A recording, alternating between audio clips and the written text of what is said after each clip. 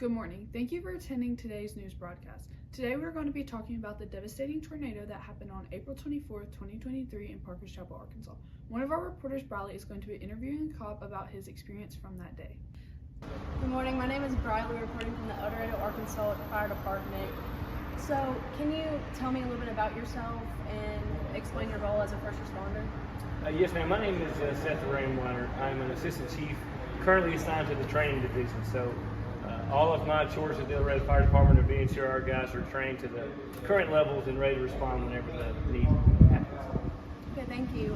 Where were you when the tornado I hit? was actually stationed at our east station when it happened and responded to Junction City. Well, a tree had fallen onto a house and trapped two people inside of it, and we were there for a few hours and then spent some time on Rushwood Road trying to evacuate victims out of that area. Did you encounter any obstacles or unexpected dangers while you were assisting victims? Absolutely. Of course, it's hard to get there when it's raining so hard and there's a lot of lightning and thunder and wind and then the debris getting out of the road. We had to cut ourselves in there and then cut ourselves out with chainsaws. Where could you find resources or shelter in El Dorado, Arkansas? So in El Dorado, Central Fire Station actually works as a tornado shelter. Also, the auditorium is set up for that and certain areas inside the hospital. So this is an FBLA project. Can you let us know something about your time in FBLA? Yeah, so I competed in parliamentary procedure in FBLA, 10th, 11th, and 12th grade, and actually won state in parliamentary procedure and went to Venice Beach and competed nationally. But I didn't think that would matter. I just did it in high school because there was a girl on the parliamentary procedure team I was after. But I actually teach parliamentary procedure now to fire departments to run business meetings. I've traveled all over the country and taught parliamentary procedure classes for first responders. Thank you. Now back to TNN. Let's hear it from one of Parker's Chapel's very own residents. I'm Emery Stringfellow reporting live from Parker's Chapel. Thank you for taking your time for speaking. Can you tell us your name and where you were with the event? Yes, my name is Katie Hooks. I teach at the school, Parker's Chapel, but I was homesick that day. Can you tell me what actions you took to protect yourself when you knew the tornado was coming? Yes, so we get tornado warnings all the time, so I tend to ignore them. I mean, I don't take it as seriously. Yeah. But then a backyard neighbor, she was home too, and she said, "Are you taking cover?" And I said, "Well, I guess I should."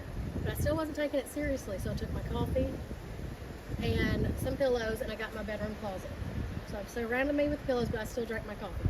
Did anything happen, such as sounds or sights that you saw that's really stuck out to you? Yeah, I didn't see anything, but I did hear this sound. It's really hard to describe. It's an unnerving sound. People say it sounds like a train, but I can't even compare it to a train. It was this really loud whoosh that came across my roof. And I got really scared. I said, "This is it." I put my coffee down. I put my blanket over my head. It was for real. Was any of your property? Yes, we had lots of property damage. Behind you, behind us is this tree that was uprooted.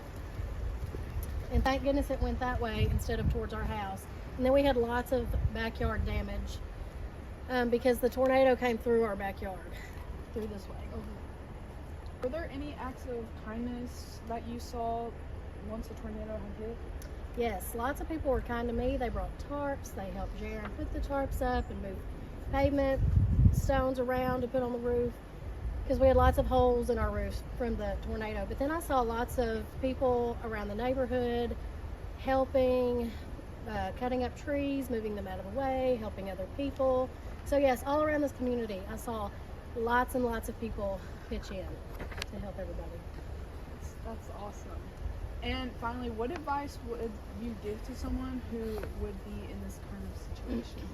I would say make sure you have a plan and take the warning seriously because it really could happen. That is amazing advice. Thank you for your time and sharing your experience. Now back to Trojan News Network. Thank you, Emery. A powerful story from someone who was directly affected.